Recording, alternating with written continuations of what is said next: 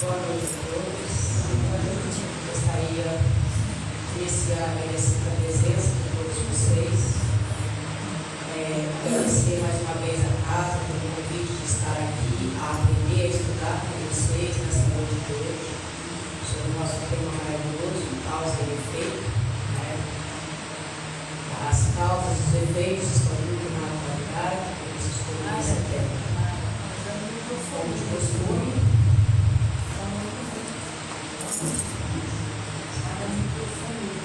Um pouquinho para baixo, bota um pouquinho para baixo, abaixa um pouquinho.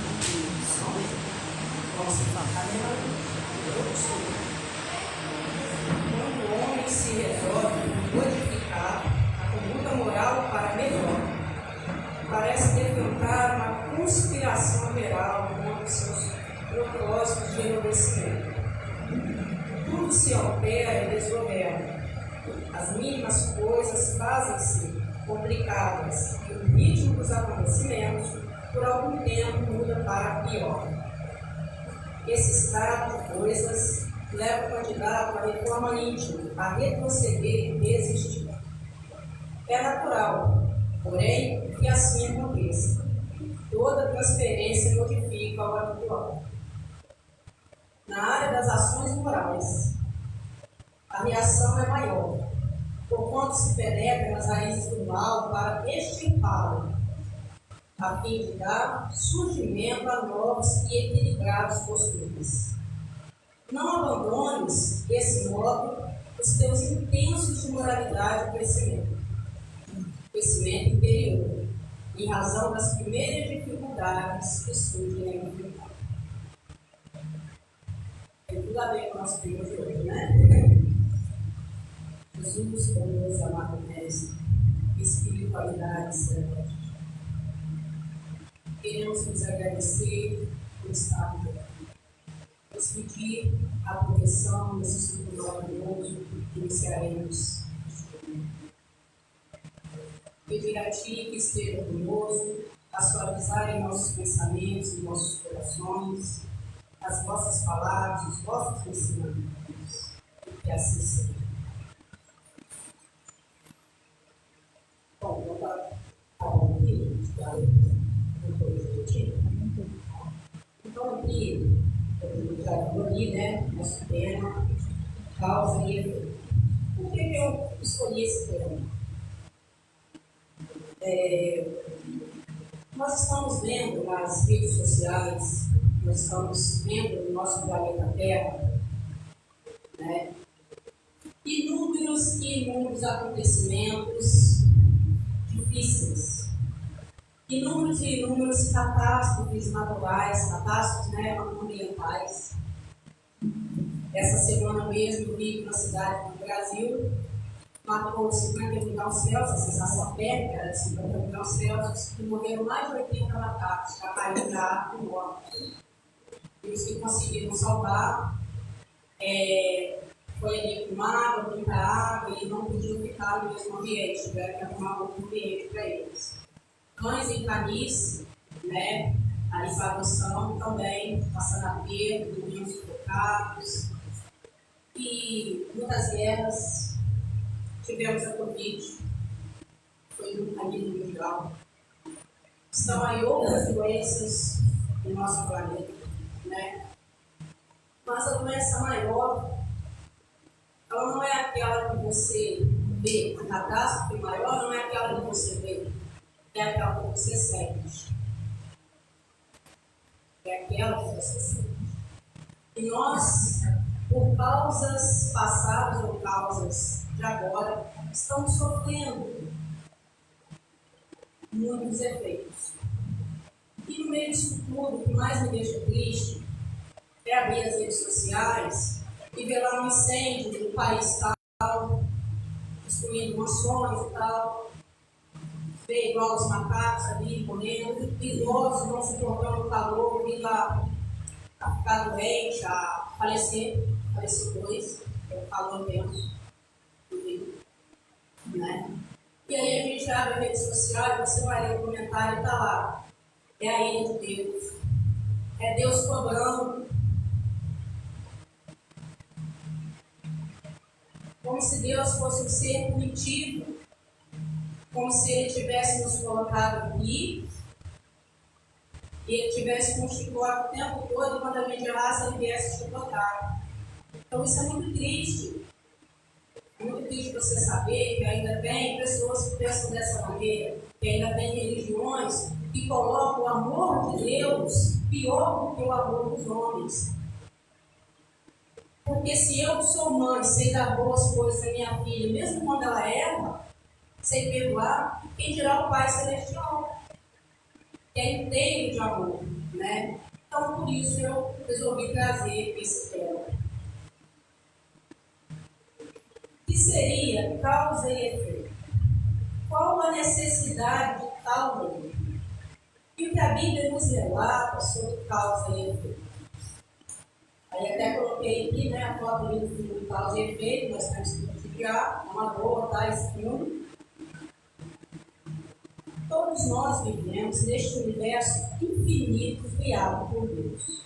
Nossa vida é uma sucessão constante de acontecimentos, de encontros e desencontros, de situações aparentemente inexplicáveis, diante das quais muitas vezes sentimos-nos como vítimas de um carrasco operante, nos deixando impotentes diante de um destino cruel, irracional e impensável. Porém, Deus é soberanamente justo e bom, e nada ocorre que não seja desígnio de nossa felicidade. Se você hoje come uma pimenta, coloca ela na boca, come, vai arder sua boca. Da próxima vez que você ver uma pimenta, você vai ter medo de queimar a boca de novo. Você vai reconhecer que é uma pimenta. Mas como que você percebeu, como que você sentiu o ardido da pimenta? Experimentando ela primeiramente. Mas se é errado tal coisa, tudo é permissão de Deus, por que Deus permite? Porque somos seres racionais. A partir do momento que adquirimos inteligência, adquirimos livre-arbítrio. E Deus não é um ser arbitrário, que vai colocar uma linha e dizer: você não pode sair dessa linha. Pelo contrário, é um ser que ama, que nos dá a oportunidade de errar para aprendermos a aceitar, que nos dá a oportunidade de sofrer para aprendermos o valor da felicidade. Porque a felicidade não seria tão procurada pela raça humana, dentro das igrejas, dentro dos lares, em todos os lugares, se nós não soubéssemos o quão grande é a tristeza, né? Consequentemente, todos e tudo é regido pela lei natural de Deus. Nada é por acaso. Aí eu até coloquei essa imagem dos dois dadinhos ali, né? Porque se existisse um acaso, se Deus trabalhasse sobre nós, sobre o nosso planeta, ao acaso, seria como pegar dados, jogar no chão, né? Falar assim: poxa, caiu na cidade 6. Vou colocar carro na cidade 6. Ela vai ter oportunidade tal, porque essa cidade é mais bem estruturada, essa cidade é assim e assim. Mas eu vou colocar outra pessoa na cidade 5, que não tem tanta oportunidade, que é uma cidade mais defasada, mais difícil, uma vida mais assim e assim. Mas aí Deus me deu uma oportunidade melhor e deu a outra oportunidade mais difícil. Só que na hora de cobrar, na hora de colocar na balança, ele me cobrar idêntico a outra pessoa. Deus estaria sendo Deus. Com certeza. Então a Bíblia nos relata claramente a lei do retorno. A lei do retorno, falada em muitas religiões, né? É falada do Espiritismo, lei de causa e efeito. Então, se você pegar algum livro escrito e tiver escrito sobre lei do retorno, é o mesmo que lei de causa e efeito, tá? Então, a Bíblia nos relata claramente a lei do retorno, nos convidando a exercer nossos atos com responsabilidade. Aí eu trouxe até alguns trechos bíblicos para nós entendermos que causa e efeito não é história do Espiritismo. É explicação bíblica. está lá em Gálatas, Paulo, né? Não erreis. Deus não se deixa escarnecer, porque tudo que o homem semear, isso também se fará. Não me basta, não me adianta dizer para mim, dizer para o outro que eu sou bom. Mostrar-me bom para uma sociedade, se dentro de mim ainda houver tais erros. Se eu ainda praticar tais erros. Chegará o momento em que esses erros, né, essas sementes ruins, irão brotar e dar frutos ruins. E nada fique escondido aos olhos de Deus. Deus está presente em nossa consciência. Todos nós carregamos Deus dentro de nós, presente em nossa consciência. E se Deus é amor, com certeza que Ele vai pedir, vai nos ensinar a extirpar de nós o mal. Lá em Mateus, né, Jesus disse: embainha a tua espada, pois todos os que lançam mão da espada, a espada perecerão. Isso é simples. Se hoje eu estou aqui com alguém conversando, né? Estou aqui com a Mara, e isso surge uma confusão entre eu e a Mara. E aí, eu vou agir de má fé com a Mara, eu vou ser ignorante com ela, né? Certamente que vou magoar ela, ela vai ficar um sentimento ali triste comigo. Toda vez que ela me olhar, porque a gente não sofre amnésia, toda vez que ela me olhar, ela vai lembrar. E aquilo também vai ficar dentro de mim. Independente de como ela pegou o meu ato, o importante é como eu soltei, como eu liberei tal ato. E como aquilo ficou gravado na minha consciência. Então, se eu estou no mal, permaneço no mal eu irei perecer. Com as minhas dores, com os efeitos de minhas causas.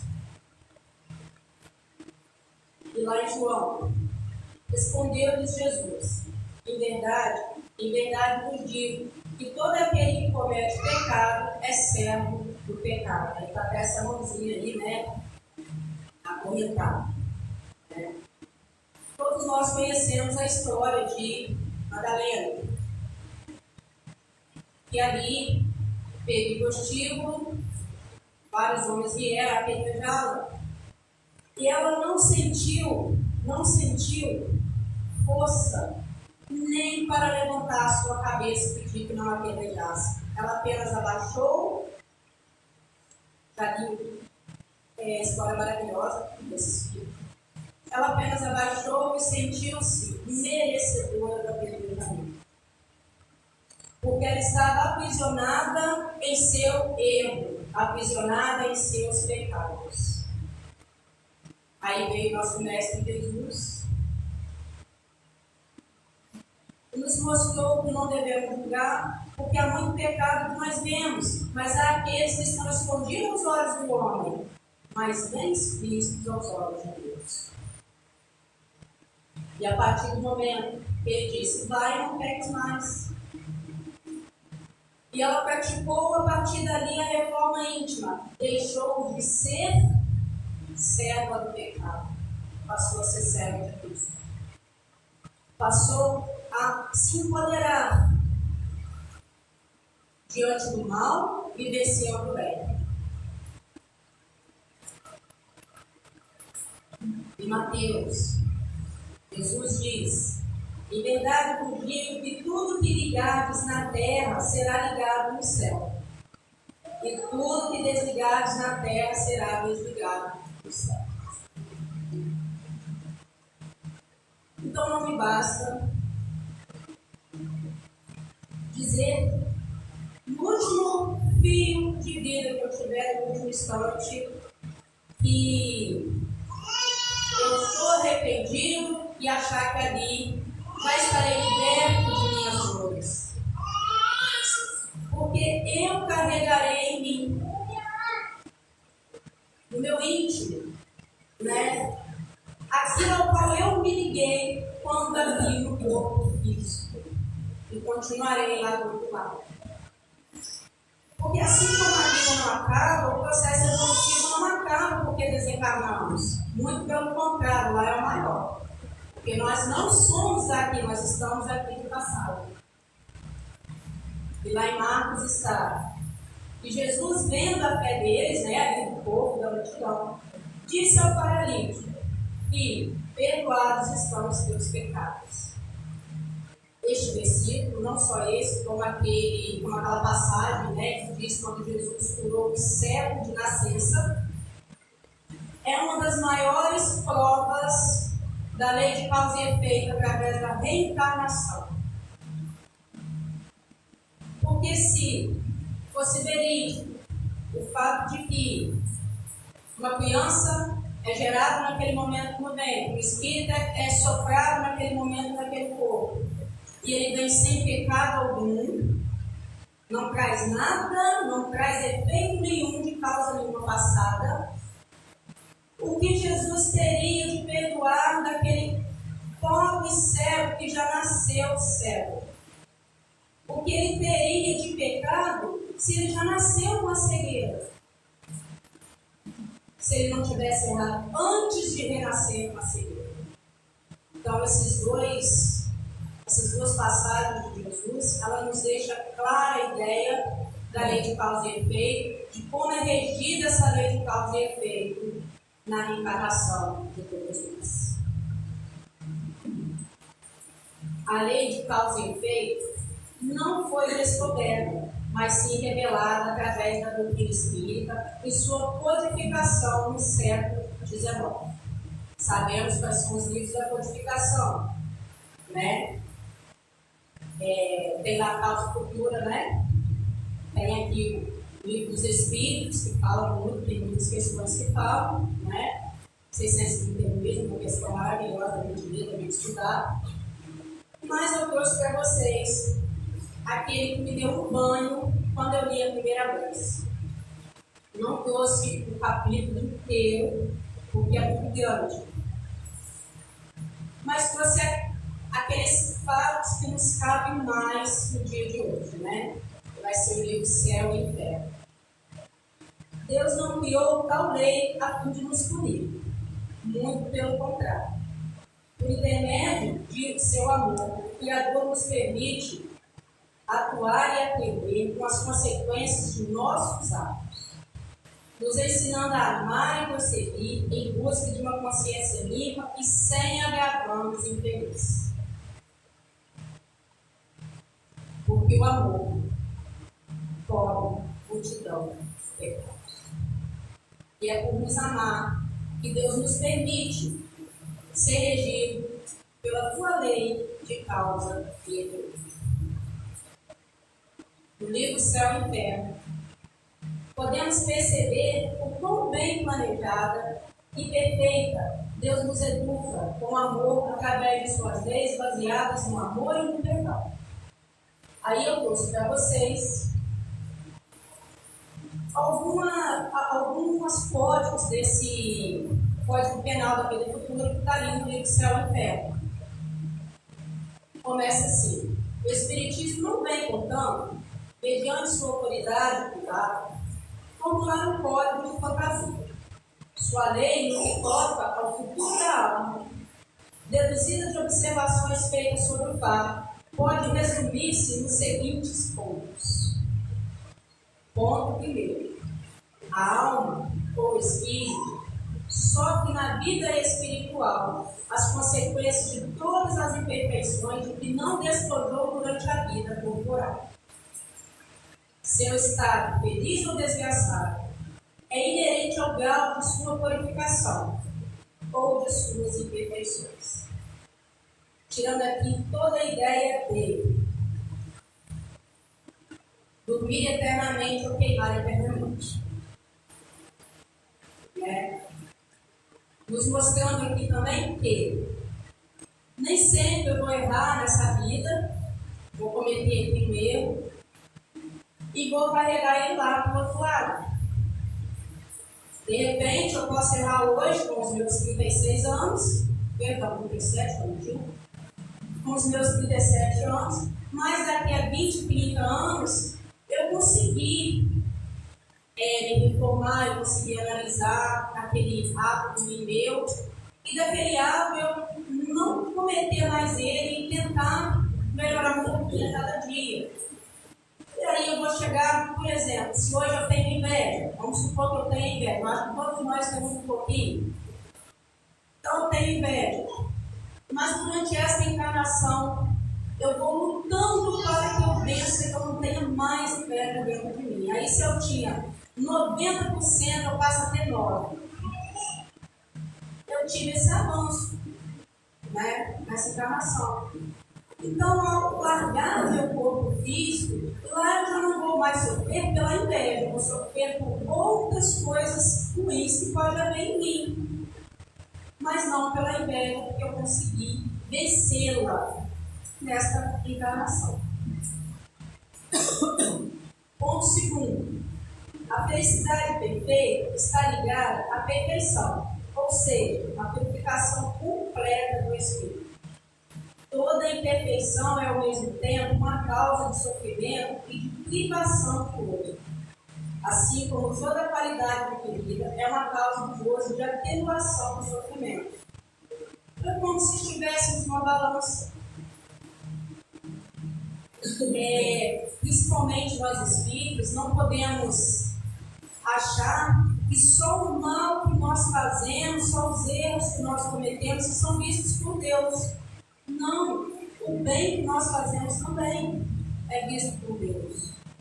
Estamos nessa balança por quê? Porque é necessário estar nessa balança nesse momento. A gente só aprende errando. É triste errar, é triste olhar para nós e falar assim, poxa, eu ainda sou tão perfeito, mas é muito bom também olhar para nós e falar assim, poxa, mas eu tenho capacidade de melhorar. Porque Deus me deu capacidade de melhorar. E à medida que eu vou melhorando, eu vou extirpando de mim toda a crueldade humana, todas as paixões humanas, né? Eu vou podendo gozar de uma felicidade mais plana, menos doenças no planeta Terra, menos guerra, menos sede, menos enchente, menos seca, né? Menos depressão. Porque depressão nada mais é do que a cobrança íntima dentro de Deus. Artigo 4, né? Ponto 4. Em virtude da lei do progresso, toda alma tendo a possibilidade de adquirir o bem que lhe falta e se desfazer do que tem de mal, segundo seus esforços e sua vontade. Resulta daí que o futuro não está fechado a nenhuma criatura. Pensa no século XIX, onde tudo que se acreditava era no céu eterno e no inferno eterno. Aí Kardec vem com esse ponto 4 e nos diz isso aí, que a porta da felicidade suprema não está fechada a nenhuma criatura. Por pior que ela seja, não está fechada. Deus não repudia nenhum de seus filhos. Recebe no seu seio à medida que atinge a perfeição, deixando assim a cada um o mérito de suas obras.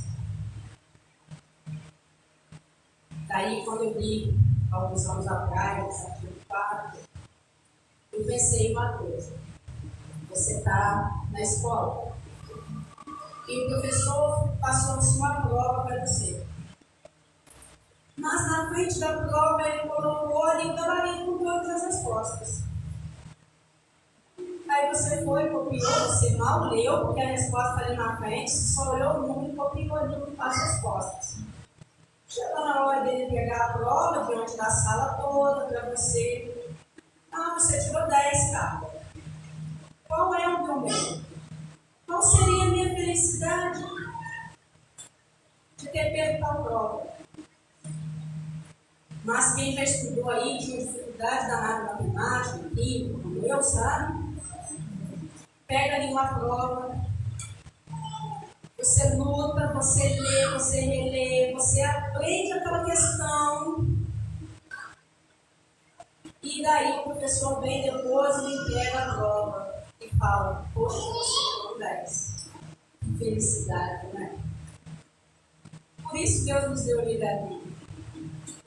Para que pudéssemos experimentar a felicidade de ter o mérito de acertar. De ter o mérito, né? De comprar nossa própria felicidade, nosso próprio eu ao lado de Jesus. Ponto quinto. Estando o sofrimento vinculado à imperfeição, com gozo à perfeição, a alma carrega em si mesma seu próprio castigo em toda a parte onde se encontra. Não é preciso para isso de um lugar circunscrito. O inferno está, portanto, em todo lugar onde a alma sofre dores. Como o céu está por toda parte onde a alma se perde. Tem até um livro que fala que o céu é aqui, se aqui Jesus está. E realmente,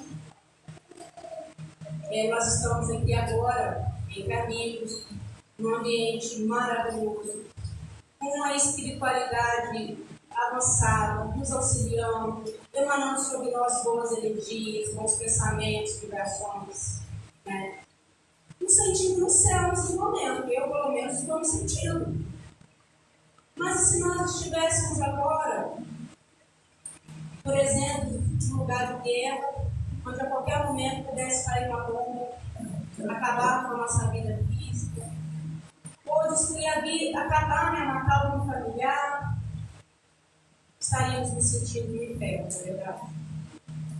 Então eu não preciso, Deus não precisa criar um lugar punitivo para nenhuma alma. Porque o nosso lugar, o lugar de todos nós, é em seu coração. Ele não quer nenhum de nós em nenhum lugar que não seja em seu coração. Ponto 7. O Espírito sofre pelo próprio mal que fez, de maneira que sua atenção, estando incessantemente concentrada nas consequências desse mal, ele compreenda melhor seus inconvenientes e seja motivado a corrigir-se. Sabemos que da maneira qual nós vamos tentando nos evoluir, praticando de forma íntima. Hoje eu, por exemplo, recebo aí vários vídeos de violência. E eu pego aqueles vídeos de violência, de briga, de xingamento, vídeo político, então, né, gente, todo dia. Ali. E aí eu pego e eu saio espalhando, eu saio repostando ele, enviando ele para todo mundo. Então eu estou ali estimulando a violência. Que seja ela de forma física ou verbal. Mas eu estou ali estimulando a violência, espalhando a violência. Né? Mas se eu percebo que aquilo não está fazendo bem nem para mim, nem para quem está recebendo.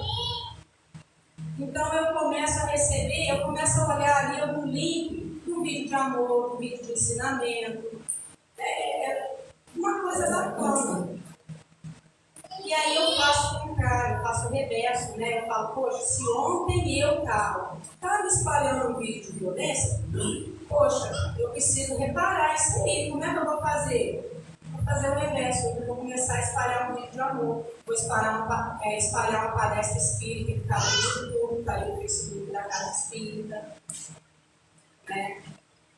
E aí eu começo a fazer esse reverso, me motivando a corrigir e auxiliando o meu próximo a também se corrigir. Porque se ele só receber coisas ruins de mim, ele continuará naquilo ruim que eu estou enviando. Mas se ele receber coisas boas, ele também continuará nas coisas boas que eu estou enviando. Então, muitas das vezes, aquilo que eu pratico, o erro que eu pratico para mim, não é só para mim. É um conjunto. Por isso, Jesus deixou claro que somos todos irmãos, filhos de um mesmo Criador. Isso é o mesmo que dizer que todos nós precisamos do outro. Independente de alguém que esteja do outro lado do mundo. Se hoje eu desperdiço água à vontade, que num lugar, um outro país não tem água e estão passando sede, eu estou deixando de pensar naquelas pessoas. Ah, Carla, mas não vai influenciar. Vai sim. Porque o núcleo do planeta Terra é um só. Não há dois núcleos, não, é um só. Se hoje eu vou aqui e desmato 100 árvores, ah, Carla, mas está aqui no meu país, não vai prejudicar, não. Chega em São Paulo, vamos ver a massa de ar dentro daqueles caminhões de tudo, que é uma cidade com pouca vegetação dentro de São Paulo. Aí já não chega lá, né? Vamos nós aqui cultivar nossas plantas. Ah, os passarinhos estão fazendo ninho dentro das casas. Eu mesmo estou vendo um pouquinho de pardal, estão fazendo ninho na minha sala. O meu sofá aqui, vocês não têm noção. Eu tive que fechar, coloquei água, um negocinho lá fora para eles, mas eles estão dando um jeitinho de botar dentro de casa. Mas por quê? Não tem água, não tem ambiente seguro, um lugar bacana para eles fazer o ninho deles. Então fica até com dó de deixar fazer lá dentro de casa. Né? Então é tudo um conjunto. Nós estamos colhendo o efeito do nosso planeta Terra hoje, o efeito em nossas vidas, em nosso dia a dia, das causas que nós mesmos fizemos lá atrás. Porque em toda palestra eu digo que nós somos herdeiros de nós mesmos. Não existe isso de que meu filho lá da quinta geração está sofrendo prova que eu fiz, porque muitas vezes eu que reencarnei lá na quinta geração. Eu sou herdeiro de mim mesmo. Porque quem é cobrado sou eu. A minha consciência cobra a mim, ele vai cobrar para mais que ele. Então, o ponto é esse.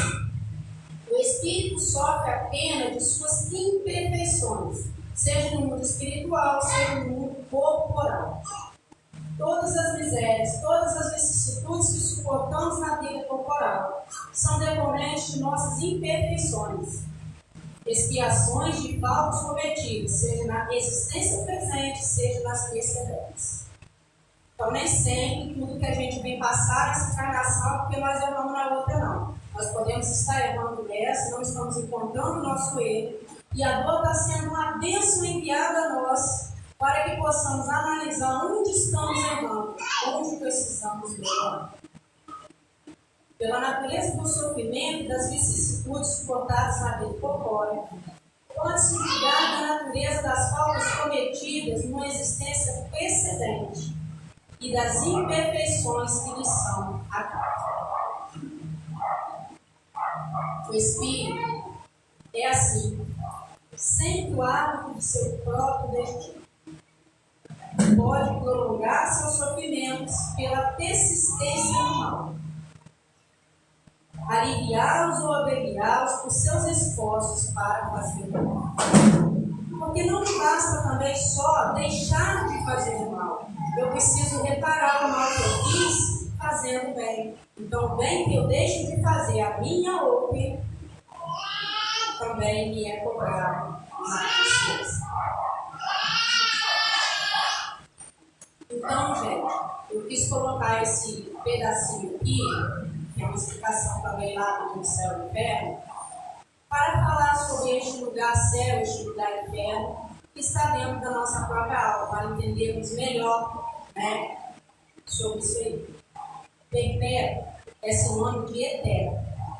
Eterno e perpétuo empregam-se, portanto, no sentido de indeterminado. Sofreremos por tempo indeterminado pelas nossas faltas. E não depende de Deus, depende de nós. A busca incessante da nossa melhoria, de sair deste momento ruim, de sair desse sofrimento. Depende de nós começar a plantar hoje as sementes boas para colhermos bons frutos lá na frente. Nesta acepção, pode-se dizer que as penas são eternas, se compreender que não tem uma duração limitada. Elas são eternas para o espírito que não vê o seu fim. Ou seja, para o espírito que ainda se aprisiona ao seu sentimento de culpa, que vê que está sofrendo, mas quer continuar e permanecer no erro. Né? Não sei quem assistiu o filme Nosso Lar 2, né? Os Mensageiros. Me deu branco, desculpa. O nome lá do filme. personagem, do rapaz lá, que sabia que estava errando. Ele veio com a grande missão, para quem assistiu o filme vai saber de que eu estou falando, de auxiliar ali, né, numa casa espírita. E ele começou a cobrar, ele começou a receber pelo seu trabalho, pela sua utilidade, para exercer aquilo que Deus de graça deu a ele. É o que nós vemos hoje no mundo afora, aí no mundo. Né? E desencarnou, ficou em grande sofrimento, e mesmo sabendo que ele estava errado, ele quis persistir no erro. Foi quando ele chegou lá no fundo do poço, ficou lá por décadas, né? Naquela situação bem difícil. O filme, né, é chocante. Eu fui com as meninas lá, vimos, é chocante, naquela situação difícil. Mas no momento que ele olhou para cima e disse com uma voz muito fraca que o ajudasse, que ele queria sair dali, que ele queria uma nova oportunidade. Deus lhe abriu a porta através de um bom mensageiro que foi resgatado. E chegando lá do outro lado, todos aqueles que o amavam não estavam felizes, porque sabiam que ele estava triste. Então, a felicidade real, a felicidade operante diante de nós, ela só é plena e completa quando vemos o nosso semelhante, vemos o nosso semelhante também feliz, também no bem. Nenhum espírito está na condição de jamais aperfeiçoar-se. De outro modo, estaria destinado a uma eterna inferioridade e escaparia à lei do progresso que rege providencialmente todas as criaturas. Então, todos nós participamos, todo indivíduo na Terra é regido pela lei de causa e efeito. Esta lei que nos permite o progresso moral, espiritual, né? E a nenhum de nós escapa os olhos, os conselhos de Deus. Os conselhos vêm no sonho, vem um ombro amigo, vem alguém que vem brilhar, vem chamar nossa atenção, e na hora somos orgulhosos, não sabemos escutar. E vem nas dores, porque a dor é uma bênção que Deus envia seus determinados. Então, se eu estou sofrendo, se tenho alguma enfermidade, algum problema físico, espiritual, emocional, né? Se eu estou passando por essa dor, que eu não a discrimine, que eu não peça um milagre para sair dela, mas que eu me sinta forte, compenetrado do amor divino para passar por ela. Porque nenhuma dor, nenhum sofrimento é para nos punir, mas para nos ensinar a amar-nos a ponto de errar menos para não sentir tal dor na frente.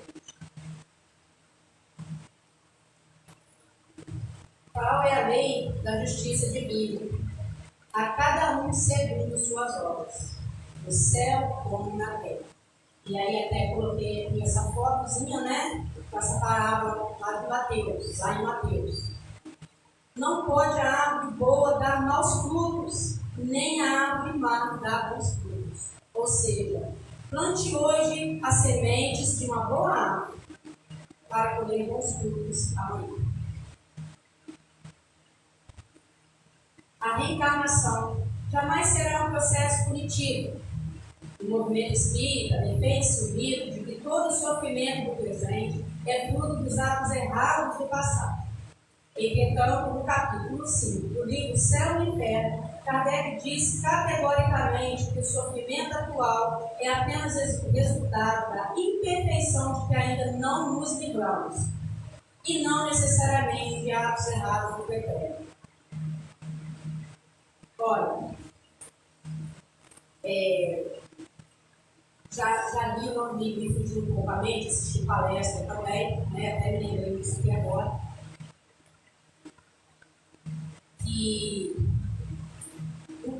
um ser veio e encarnou-se em São Paulo. Ele passaria por um câncer seríssimo aos 43 anos de idade. Mas aos 28 ele se formou em medicina, se qualificou em cardiologia e ele não passou pelo câncer. Não passou pelo câncer. Porque ele exerceu tão bem a medicina dele, com tanto amor, auxiliou tantos pacientes, muitos nem tinham condições de pagar, que ele não sofreu o câncer. E desencarnou sem sofrer. Sentiu um infarto e partiu. E lá do outro lado foi agraciado, porque ele conseguiu, com amor, vencer uma multidão de pecados que ele havia cometido. Então, não necessariamente a dor que eu sinto hoje, o sofrimento que eu estou hoje, é da minha vida passada. Eu posso, em espírito, ter conseguido vivenciar uma carga melhor lá do outro lado e ter reencarnado aqui em missão. Nosso Mestre Jesus, por exemplo, não tinha pecado algum, veio em missão de expandir o Evangelho do amor a toda a humanidade. E como sofreu na sua missão. Porque por mais que nós possamos imaginar, nós nunca vamos conseguir imaginar o suficiente do como ele sofreu. Né? E aí eu trago para vocês um exemplo de missão, um exemplo de redimissão. Um exemplo de imenso aprendizado foi expresso no livro Crônicas de Alecrim, onde Judas, conhecido como apóstolo traidor, nos relata sua enorme trajetória a fim de reparar seu erro, cumprir os desígnios da lei divina. E aí então, Judas diz: depois da minha morte trágica, submergi em séculos de sofrimento expiatório da minha falta, do suicídio. Sofri horrores das perseguições infligidas em Roma aos adeptos da doutrina de Jesus. Minhas provas culminavam em uma fogueira inquisitorial, onde, gritando o mestre, fui traído, vendido e usurpado. Vítima da traição, deixei na terra os verdadeiros resquícios do meu filho.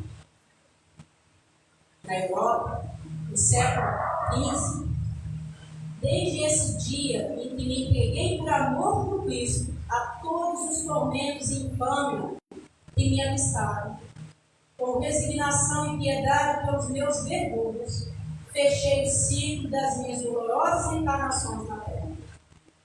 Quer dizer, ele não encarnou depois de Judas só como uma carta. Ele teve outras encarnações. Sentindo na fronte o ósculo de perdão da própria consciência. Ou seja, nosso Mestre Jesus já tinha ido até o umbral, resgatar Judas, abraçar Judas, seu amigo. Deus já tinha perdoado Judas porque ele já havia se arrependido imensamente do ato que ele praticou, mas a própria consciência de Judas o cobrava. E Judas só se sentiu quite com a lei de Deus, com ele mesmo. Só se sentiu capaz de enxergar a felicidade depois que ele tirou de sua consciência o peso de tão grande pecado que ele havia cometido. E assim somos nós. Não é Deus que nos pune, não é Deus que espere para nós uma página dizendo você tem que passar por isso mesmo. Somos nós que escolhemos. E, gente, acredite, pagamos em prestações, tá? Fazemos imensas duplicadas, imensos boletos que ficam ali esperando nós numa mesinha cada encarnação. Porque não conseguimos pagar uma só. E Deus, por todo o amor que tem por nós, sabe o quanto suportamos. O Então, Ele nos deixa pagar aquilo que suportamos pagar. Ele nos deixa apagar de nossa consciência, em prestações, aquilo que conseguimos suportar nas nossas encarnações.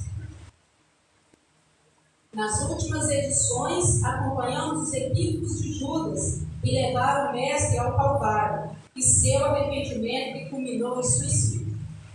Vimos Jesus ficar ao lado de Judas no umbral, mostrando seu afeto e preocupação com ele. Agora, soubemos que há muitos séculos Judas se colocou a serviço do Messias, em sua encarnação como João. A trajetória de Judas nos mostra que todos somos espíritos que já erramos muito, mas temos o perdão e o acolhimento de Jesus sempre. Ele nos dá, em nossas reencarnações, a oportunidade de corrigir o passado, sanar as consequências dos nossos erros e a trabalhar no seara em prol de nós mesmos e de toda a humanidade. Ou seja, eu não posso trabalhar só comigo. Claro que começa em mim. E a partir do momento que eu vou me iluminando, eu vou auxiliando outros a se iluminarem, para que tudo se torne luz. Né? Aí eu coloquei algumas fotos aqui, né, para podermos analisar, refletir mais um pouquinho. Livre-arbítrio é a capacidade de plantar o que você quiser. Justiça, de colher exatamente o que você plantou. Porque Deus é bom, nos deixa plantar o que quisermos. E porque Deus é justo, nós colhemos o que plantamos. Tudo que você semeia, cedo ou tarde, terá que colher. Uma hora a semente vai crescer, uma hora ela vai dar fruto, e a gente vai ter que colher. A vida é um plano, é um plantio. Escolha sementes com sabedoria. Não julgue os dias pelas colheitas que você faz, mas pelas sementes que você planta. Porque a colheita que você está tendo hoje é bom. Você está resgatando. O importante é o que você está plantando para amanhã, então você precisa resgatar amanhã também. Não te canses de amar, nem te recuses a servir. A verdadeira felicidade pertence sempre àquele que trabalha e semeia a luz, pelo caminho em sombras. Antes de tudo, exercei profundo amor fraternal uns para com os outros, porquanto o amor cobre uma multidão de pecados. E aí eu achei, né, eu sigo esse canal, onde ele Cartas de Cristo, autor desconhecido. E quando eu coloquei lá o Sermão da Montanha, né, para a visão desse autor, eu achei muito bonito e gostaria de ler com vocês. Acho que ficou pequenininha a letra, né, gente? É grande. Vocês julgam o seu hoje e esperam do seu amanhã, o mesmo que experimentaram no passado. Em consequência, seus males de ontem são continuamente repetidos no futuro. Vocês estão escravizados por suas memórias e crenças inabaláveis de que o que aconteceu no passado deve voltar a acontecer para oprimir-os e ferir-os. Não precisam curar seus corpos ou tentar melhorar suas vidas. Precisam curar suas crenças. A doença nada mais é do que uma baixa na vitalidade, uma redução de vida na parte afetada, está em pai e vida, na verdadeira intenção e no plano do seu sistema, e o sistema inteiro funcionará como deveria. Acreditem no castigo e castiga o que receberão. Acreditem na morte e destruição como sendo o caminho certo para chegar a Deus. E isso é o que experimentarão na alcance do Espírito. O reino de Deus está em vocês. Entram no reino de Deus quando perceberem plenamente que o Pai está o tempo todo ativo em vocês. É um estado da mente, de percepção e entendimento que a realidade por trás e dentro de todas as coisas visíveis é o Pai. Formoso e perfeito. E que todas as coisas que são contrárias à beleza, à harmonia, à saúde e à abundância são criações do pensamento equivocado do homem. Lembre-se também da grande lei. Você escolhe exatamente aquilo. Não se pode colher figos de amoreiras, nem uvas da árvore de espinhos, ou colher trigo de joio. Pensem nisso e compreendam esta parábola, porque isso é muito importante para vocês, não somente nos dias de hoje, mas em todos os seus dias e anos que virão, mesmo na eternidade. Assim, se querem mudar suas vidas, mudem seus pensamentos, mudem suas palavras, decorrente desses pensamentos, mudem suas ações, decorrente desses pensamentos. Tá?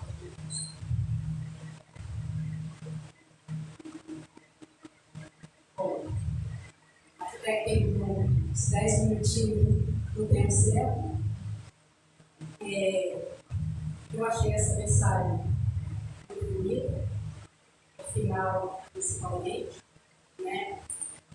E eu espero que eu tenha conseguido passar para vocês uma ideia mais ampla do amor de Deus por nós, através da lei de causa e efeito, da necessidade de tal lei que nos rege e da importância de cada um de nós compreendermos, vivenciarmos, pensarmos nesta lei de causa e efeito, para que assim nosso planeta consiga restaurar-se de uma maneira melhor, para que todos nós possamos passar pelos nossos momentos difíceis que virão de uma maneira melhor, tendo a certeza de que a dor é uma bênção que Deus envia a todos nós. O seu amor nos permite sofrer, e com o seu amor não nos abandona durante nenhum sofrimento, nenhum enfado. E com o seu amor nos acolhe, está pronto a nos acolher. Basta, nem precisamos levantar as mãos. O simples pensamento de fé, o simples pedido de renovação, ele está aqui presente, porque Deus habita dentro de nós.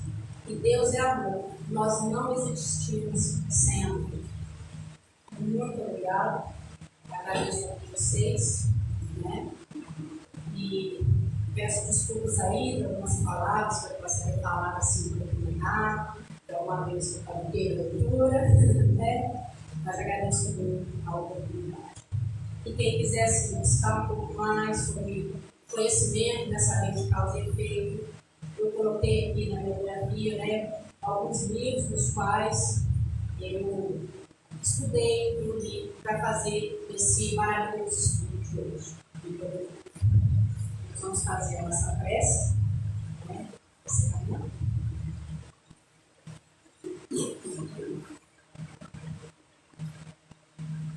Pai nosso que estás nos céus, santificado seja o vosso nome.